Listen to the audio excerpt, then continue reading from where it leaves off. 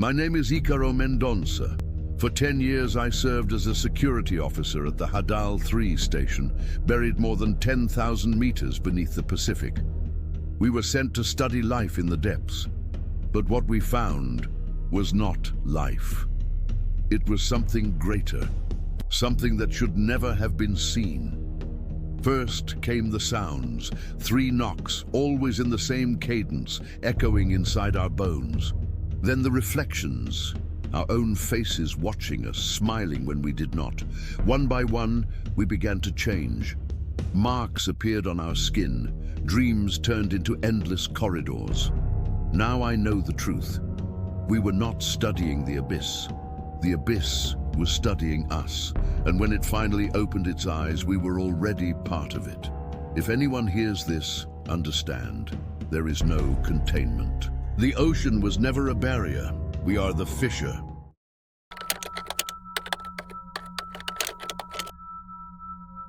I found Sa's body 27 meters from the outer airlock, swaying, tethered to the cable like a pendulum of flesh in the darkness of the Pacific. The official report, written by hands that never set foot under this pressure, attributed the death to barotrauma during an emergency ascent. An acceptable lie, signed away in silence. What was not recorded, the eyes replaced by smooth black spheres reflecting only the inspection lasers in distorted patterns. The tongue removed with a surgical cut impossible to perform underwater. And most terrible, the geometric condensation inside the mask. Hexagons repeating in pulses of 17 Hertz, the same frequency recorded on the T6 hydrophones days earlier. A frequency that, when reproduced, made not only the station's metal vibrate, but also the bones of the inner ear, as if the water wanted to teach a mineral language. I signed the report. I signed because it was too late to refuse. My name is Icaro Mendonça, Security and Containment Officer of Station HADAL-3. If this record exists outside ICS 703N files, it is because either we are no longer here, or someone decided the truth must escape, even if through the same fissure that brought it to us. HADAL-3 rests at a depth of 10,602 meters, anchored to the seabed with titanium and Inconel steel columns, a circle of 140 meters carved into the trench like a human seal over Earth's scar. Every cycle, pistons displace 68,000 liters of water to keep the internal gradient at 1.02 atm. Inside, we pretend normality, shifts, canteen, daily reports. But the sea does not allow deception for long. There are nights when the white noise contracts, and in place of the current, a low tone emerges, an impossible note that runs through bones and teeth. At first we thought it a sensor failure, then geological noise. Soon we understood the abyss was calling us. The trench's surroundings should be saturated with life. Crustaceans, polychaetes, bioluminescent organisms. But our robotic arms recovered only fine silt and hollow shells, as if all vital energy had been drained. The first anomalous sample was a triangular metallic filament, rigid, vibrating at 41 kilohertz when excited. It glowed from within, as if stellar memories still burned inside it. Dr. Franz Weil, a physicist sent by one of the consortium agencies, described it as topological residue, but his voice trembled when he spoke the words. The order for exploration came unsigned. Authorized team to Sector C, 60-minute window. Protocol without continuous transmission. The lack of uplink was a crime against safety, but obedience weighs more than instinct. Weil appeared in my cabin with mathematical models and feverish eyes. It isn't energy, it's curvature. The metric vibrates like skin exposed to cold. He also brought audio, fragments captured by the T6, a murmur so deep it made the metal table vibrate. I felt my jaw follow, as if chewing ancient syllables. I should have said no.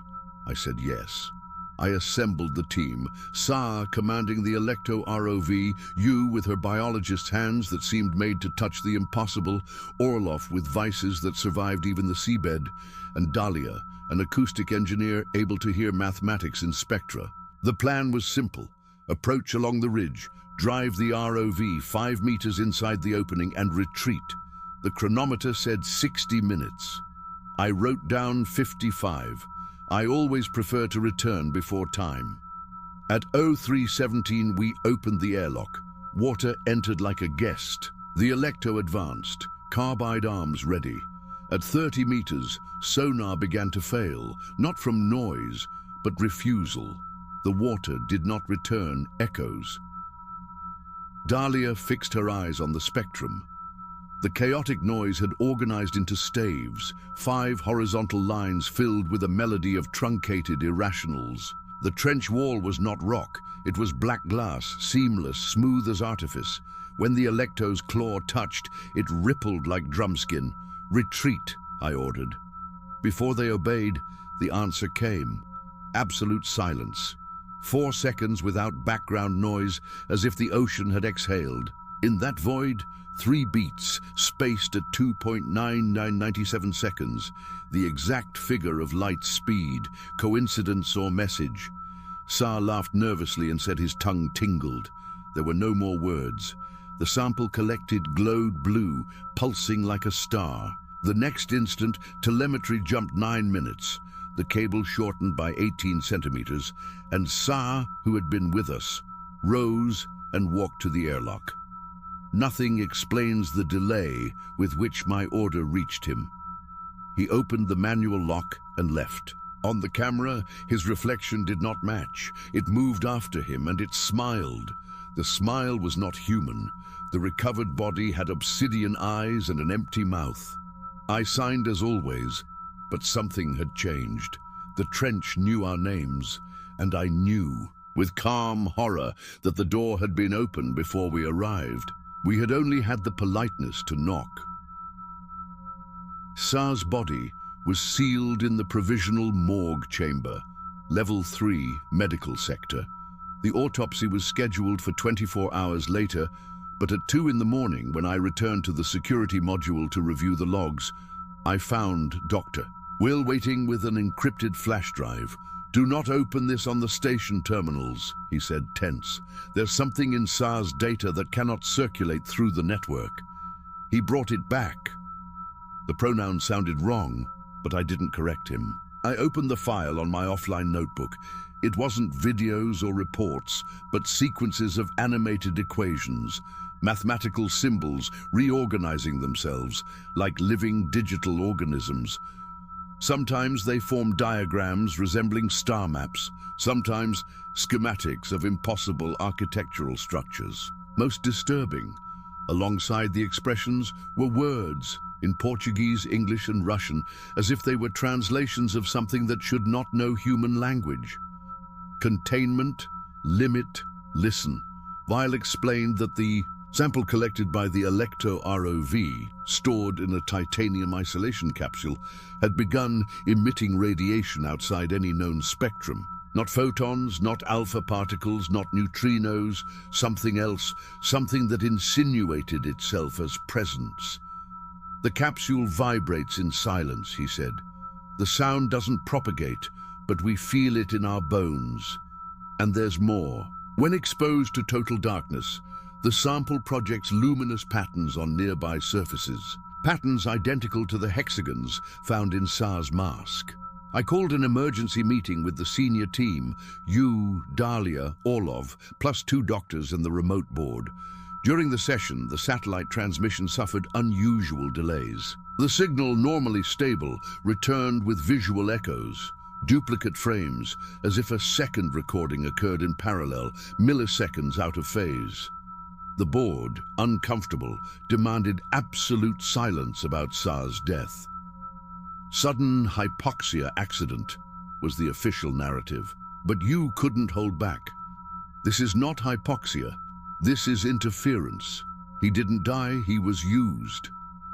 Her words hung in the air like oxygen waiting to ignite.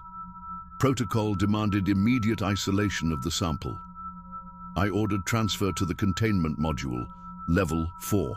As the capsule was moved, Dahlia noticed the metal floor registering thermal oscillations synchronized with her own heartbeat. The on-duty physician confirmed. Her pulse varied in exact agreement with the sample's flashes. Yu insisted on comparing it with her own vitals. The result was the same. We concluded it was establishing resonance with nearby organisms, probing biological frequencies until finding harmony.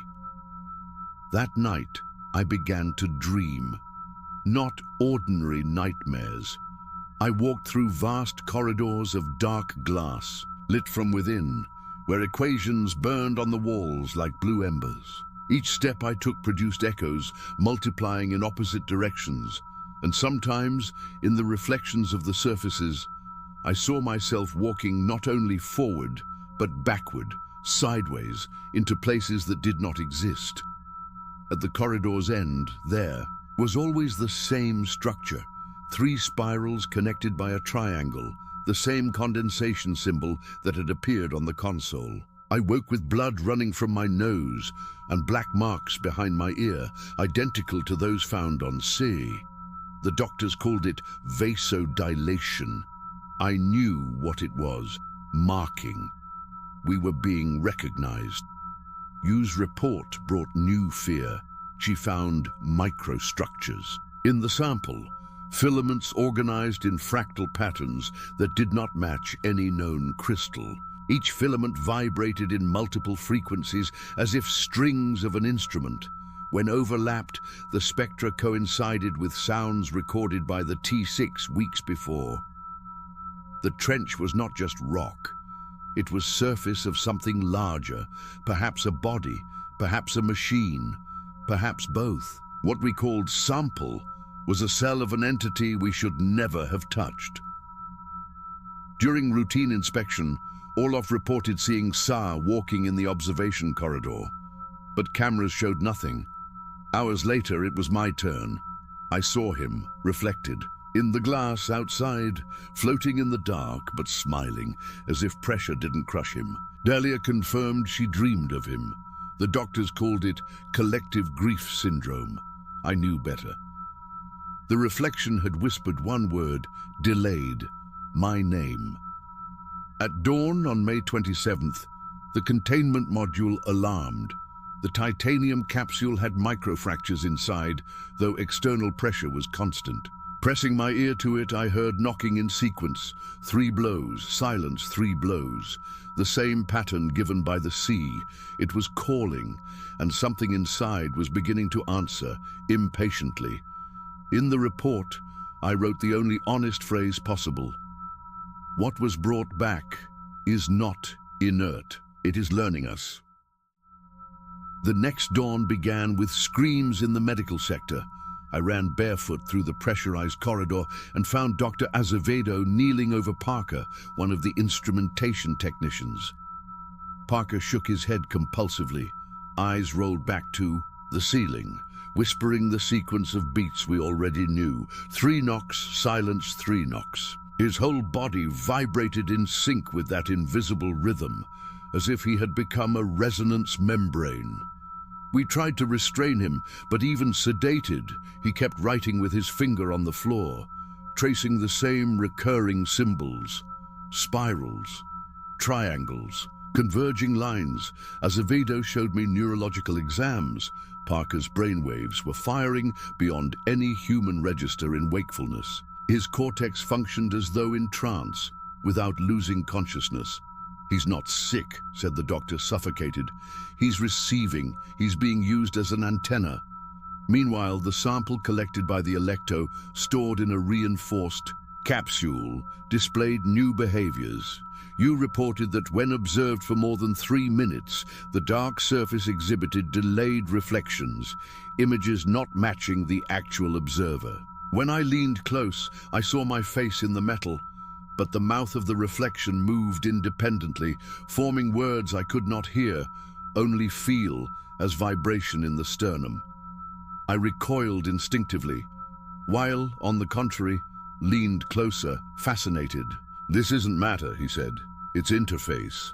Dahlia suggested the sample was emitting sub-threshold acoustic signals. She installed ultra-sensitive sensors in the module, discovering a rhythmic pattern between 17 and 19 hertz, inaudible but strong enough to cause micro-vibrations in soft tissue. The signals were not static. They changed whenever someone approached, reacting to presence. More disturbing, each individual received a distinct modulation as though being identified. At the emergency meeting, the remote board denied any anomaly and reinforced the order of silence. Parker's accident, no collective risk, but we all knew we were contaminated. I had already dreamed twice of the glass corridors. Now Orlov confessed he too dreamed, but in his visions there were voices in Russian calling his name. You described seeing Sa's body in her dream, not decomposed, but floating within the fissure, obsidian eyes illuminating the abyss. The gravest moment came during capsule inspection. Small fissures formed not in the metal, but in the air around it. The air shimmered like heat. Though temperature remained stable, instruments registered microscopic gravitational fluctuations impossible in such an environment. "It isn't the container breaking," said Vile. "It's space itself being tested. They are measuring our reality from the inside." That night I visited Parker.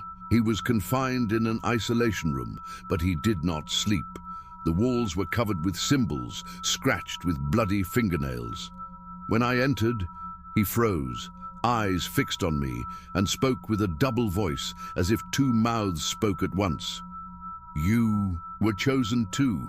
You saw the triangle. They want the passage opened." I felt pressure at my temples, as though my veins pulsed in sync. The heart monitor confirmed. My heartbeat matched the sample's emission. I was entering resonance. I reported the episode. Harmon, remote director, answered only, "Continue protocols. Priority is understanding." I understood the truth. Priority was exploitation. Their teaching had always been weapon on the night. Of May 31st, the trench emitted a clear signal. Seismic sensors recorded rhythmic vibrations, not matching any tectonic movement. Frequency, 2.997 seconds, as always. But now a variation appeared.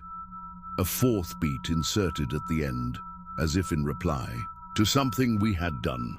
The sea was no longer repeating, it was conversing. Dreams became vivid. I walked through colossal structures, rings of metal lit from within, intertwined in impossible patterns. At the center, always the triangle formed by spirals. Each time, I sensed those geometries were not representation, but invitation. Doors, waiting for my touch. Azevedo attempted to transfer Parker to the surface. The pressurized capsule was prepared, but at the moment of loading, he vanished. Cameras showed it clearly. Parker simply walked through the metallic wall as if it were liquid, leaving behind a trail of condensation in spirals. Alarms blared, corridors sealed. We never saw him again.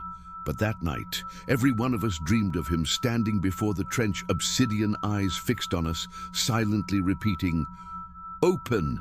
The final report that day was laconic, but in my private notes, I wrote the truth. The sea was no longer a barrier.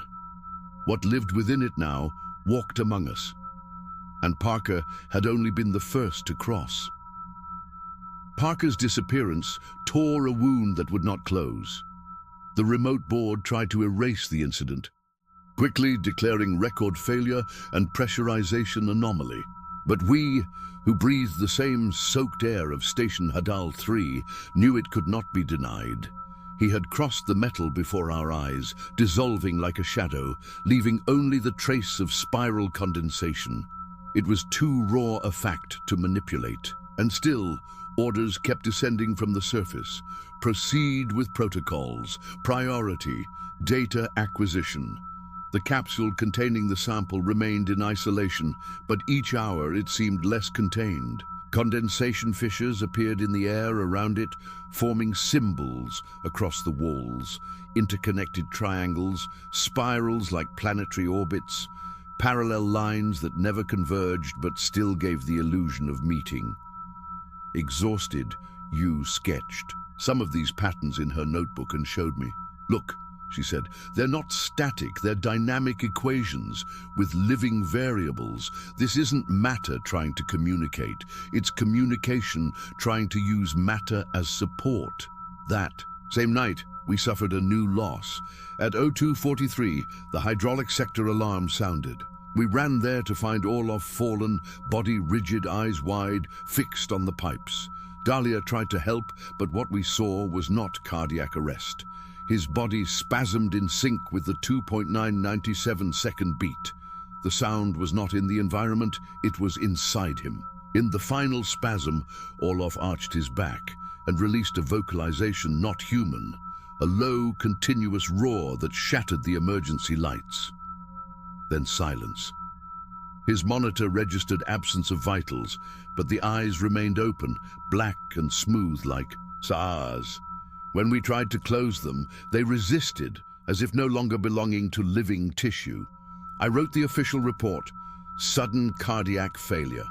But in my personal notes I recorded, second disappearance in essence, though body remains. We dared not cremate him nor store him. His body was locked in a sealed compartment. Even so, hours later, cameras recorded movement inside the room. Azevedo broke down. He demanded immediate transfer to the surface, citing collective psychological risk. The board refused. They claimed depth made evacuation unfeasible. But we knew the truth. We were test subjects. The base was not built to study abyssal life, but to witness and record the opening of what lay beyond the trench. The dreams intensified. Not just corridors of glass and symbols now. I walked through colossal structures rising at impossible angles, platforms suspended over nothing, as if the sea had emptied to make room for non-Euclidean geometry. On one platform I saw Parker, Saar, Orlov, all silent, motionless, obsidian eyes fixed on me. Behind them, a shadow without defined form, edges pulsing every 2.997 seconds. Each oscillation was a beat, each beat a command. I woke with blood in. My nose and teeth clenched so hard they cracked. In the mirror, I found 3 circular marks on my neck like radiation burns. Yu reported similar signs on her arm. Dahlia showed spirals around her wrists. We were being marked. On level 4, the capsule entered critical state. Its metallic walls emitted blue glow as if heated from inside, though temperature remained unchanged. Gravitational sensors detected oscillations beyond reason, micro-G fluctuations, accelerating and decelerating in sync with our heartbeats. The sample had learned to read us completely. Weil, obsessed, made the decision that sealed us. Without formal authorization, he proposed opening the capsule under double containment. He argued there was no immediate risk, since the sample reacted but did not move. Yu protested. Dahlia wept. I hesitated. The board, even remote, supported Weil. Data acquisition is priority. It always was. At dawn on June 3rd, we opened the capsule. The sample looked inert, a triangular shard of black material, rigid, vibrating slightly at 41 kilohertz. But when lights were turned off for analysis, the fragment exploded in inner luminescence. Blue symbols projected on every surface, racing like electric waves. You fainted instantly. Dahlia screamed. There was no sound, but vibration filled our bones. Air itself pulsed. Weil touched the fragment with reinforced gloves. His pupils dilated until iris vanished. He fell to his knees, muttering in mixed languages: German, English, Russian, Portuguese. Fragmented words converging to the same idea. Door, door, door. The module shook. Cameras recorded spatial distortion around the table, curved lines bending like water reflections, but three-dimensional. I dragged Weil back. but he smiled, blood dripping from ears. "They are already here," he whispered, before collapsing unconscious. The fragment still on the table now pulsed every 2.9997 seconds. Not response, command. That night, we all dreamed the same dream. The trench was not fissure, it was mouth, and it was opening. Opening the capsule and Vile's direct contact with the fragment did not just alter the station's routine, it redefined our relation to space itself. From that night onward, HADAL-3 was no longer a scientific base.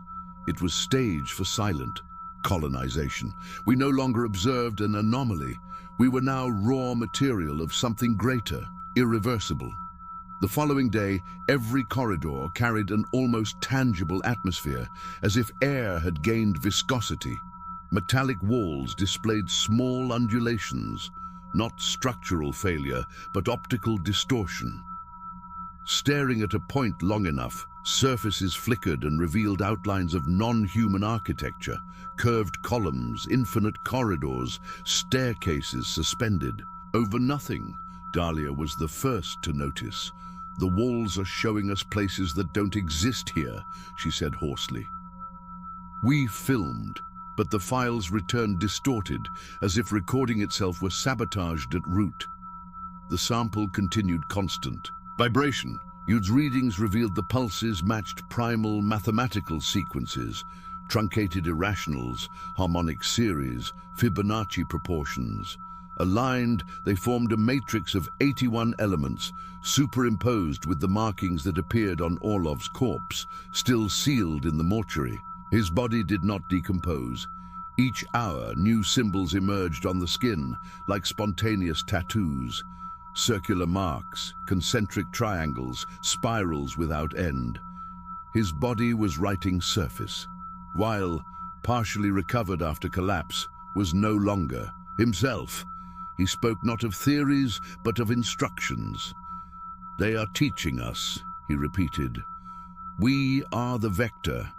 The station is not prison, but field laboratory." He wandered corridors, whispering numbers like prayers. Sedatives lasted only minutes, as if his body rejected chemistry. Then came the collective manifestations. At 03:15, all lights failed.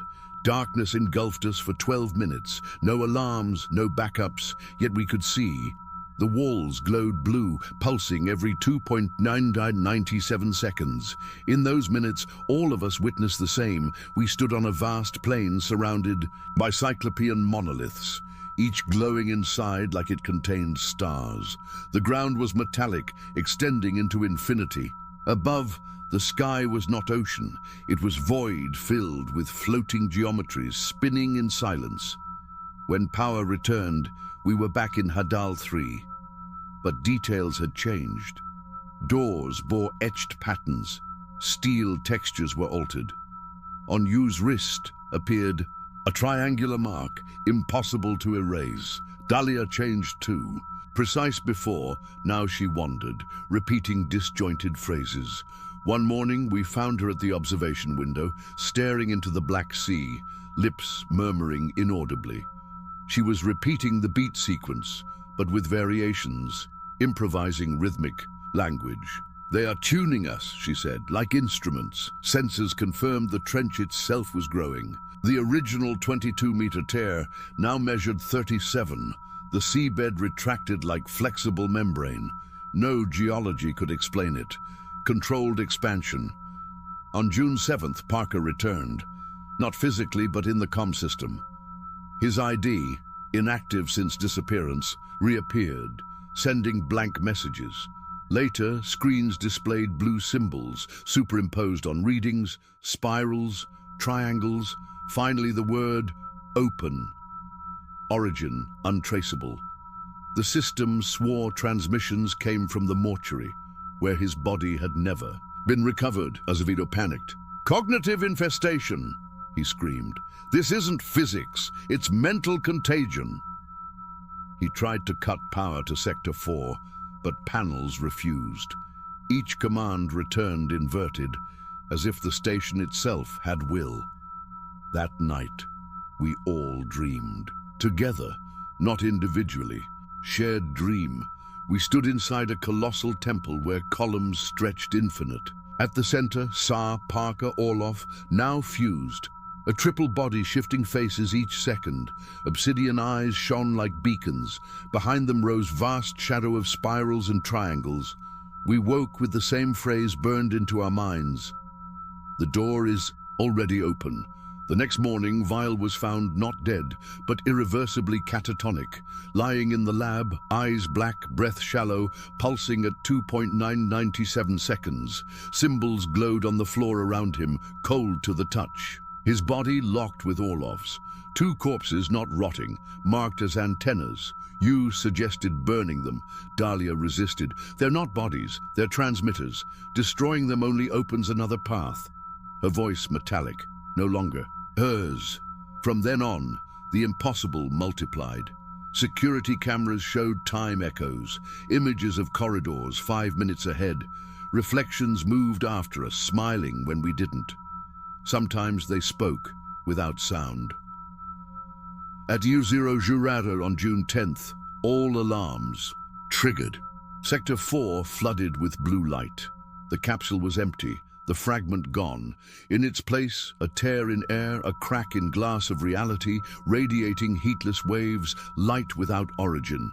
Symbols floated in nothing. The board finally ordered evacuation. Too late. Airlocks ignored commands. Propulsion was inert.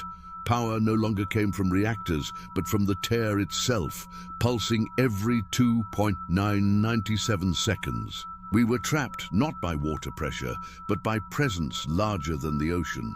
And I wrote, the only certainty left. HADAL-3 was no base. It was womb, and we were the flesh to be torn so it could be born. I no longer know whether to date this section, because I'm no longer sure if dates apply here. Since the complete opening of the capsule and the formation of the fissure in the air, the second rift, as you called it, Station HADAL-3 has stopped operating under the rules of chronology. Clocks still mark hours, but each check shows discrepancies.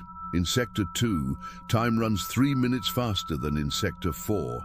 In the living quarters, the light cycles extend by 12 minutes, yet the station's logbooks show no difference. Time is being stretched and compressed in blocks, pulled like fabric by invisible hands. The anomalies are not limited to time. Space itself has begun to fracture. In 2 corridors, distance measured does not match the distance walked.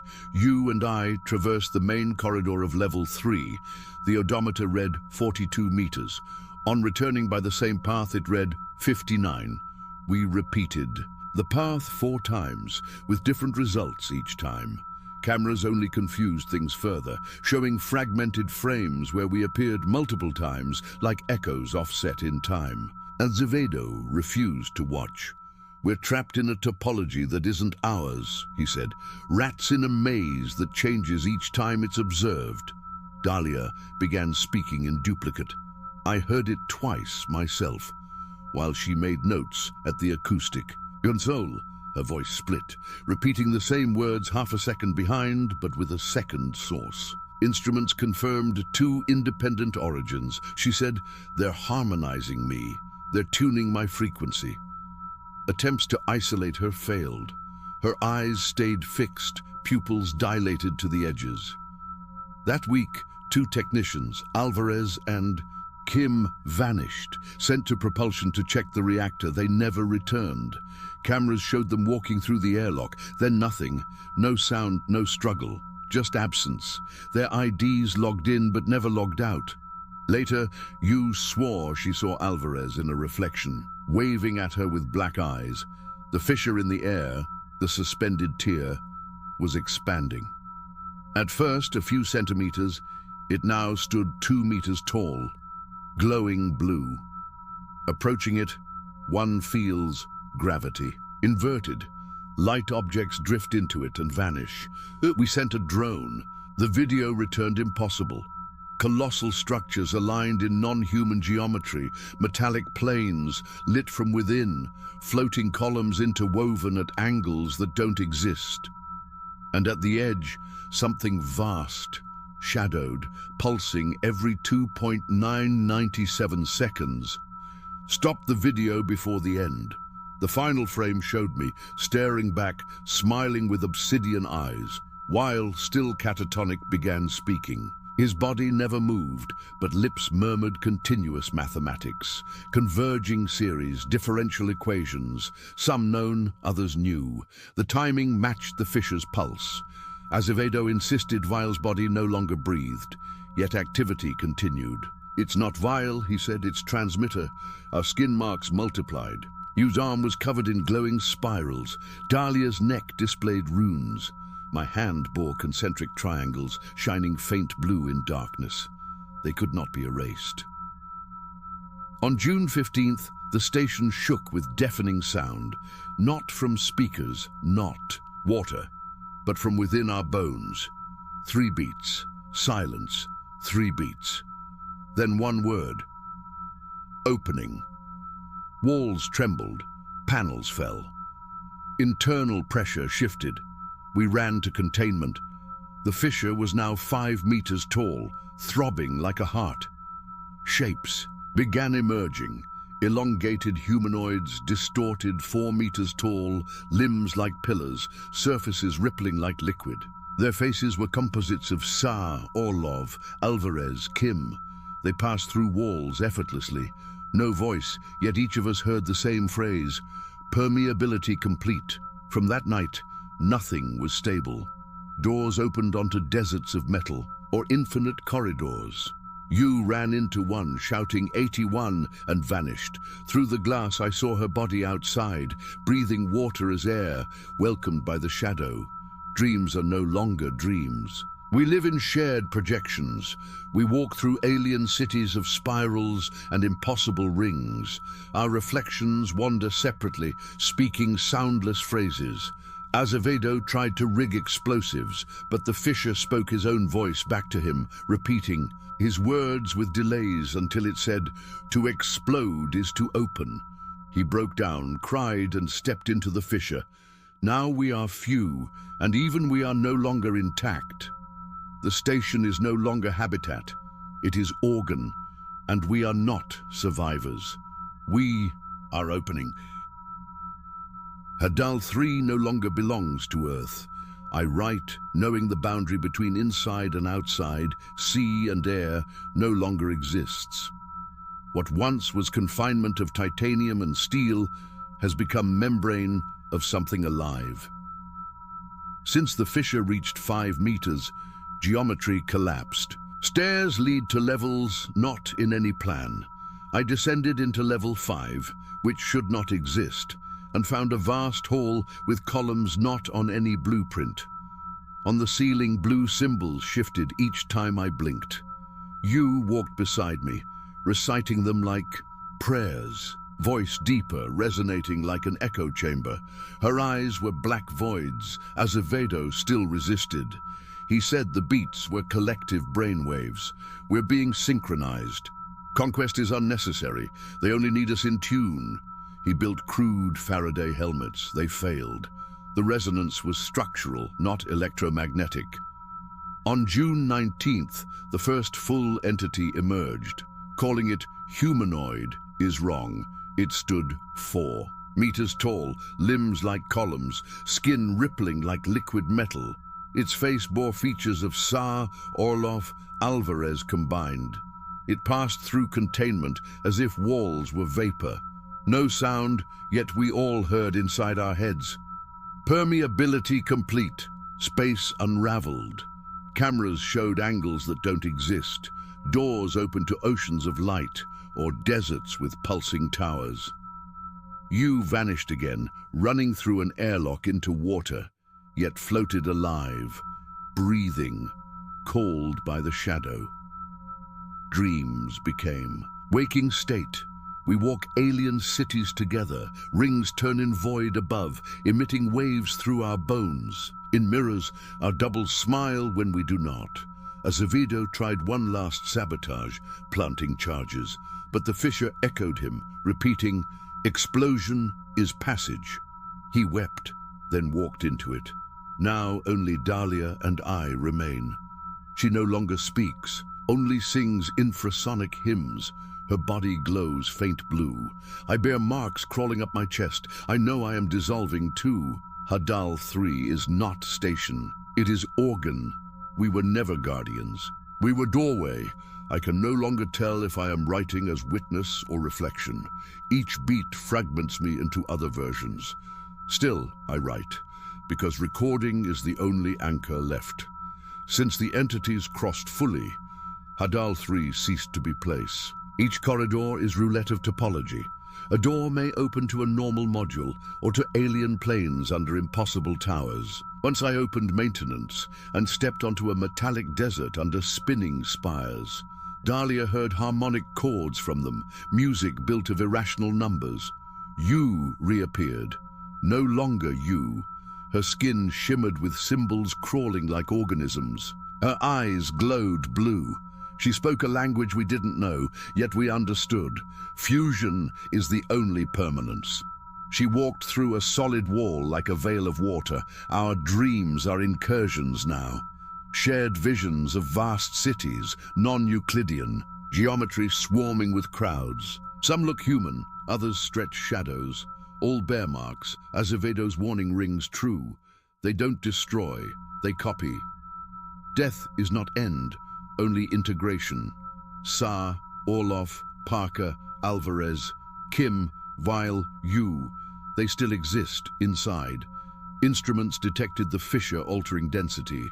Pressure fluctuated impossibly, 800 ATM, then normal. We should have been crushed, we weren't. We were inside a bubble of reality, expanding and contracting. Dahlia sang in precise intervals. Her voice made walls transparent, showing alien corridors. Beyond. They are using me as tuning fork, she said, glowing. Weil's body vanished. Only his equations remain, whispered by walls. Reflections plague us. I see myself walking ahead, smiling when I don't. Sometimes they whisper words I haven't spoken yet. By June 22nd, multiple fissures bloomed. Smaller doors pulsed across the station, showing deserts, glass corridors, seas of light. You reached through one and touched me with warmth. Stop resisting, she said. You are already part. Azevedo vanished. His cell empty, floor burned with circular maps. The surface never responds. Perhaps it never existed. Now symbols appear unbidden. On walls and under my skin, glowing, moving. The truth is simple. HADAL-3 was the seed. We were the first layer, but not the last. There is no return. The walls of Station HADAL-3 are no longer titanium, nor any earthly alloy. They are membranes, alive, glowing with blue symbols that breathe in cadence. Touching them, I feel both, heat and cold. Something touches back. We no longer walk in an engineered habitat. We walk inside veins. Only a handful of us remain, but we are no longer human. Dahlia has become emissary. Her voice is not throat. It is deep, infrasonic, making the steel vibrate. When she sings, walls turn transparent, showing the other side. Suspended cities, impossible towers, oceans of solid light. She no longer fears. She smiles at our terror. You still resist because you think you're individuals, she says. But we are already one body. Each heartbeat is echo of theirs. I try to resist but fail. Symbols cover my chest, glowing, shifting like breath. Sometimes they burn, sometimes they shine, projecting on walls. My body is no longer body, it is antenna. The central fissure is no longer fissure. It is portal 20 meters high, blazing blue. Beyond, not ocean, but sky bent in liquid constellations.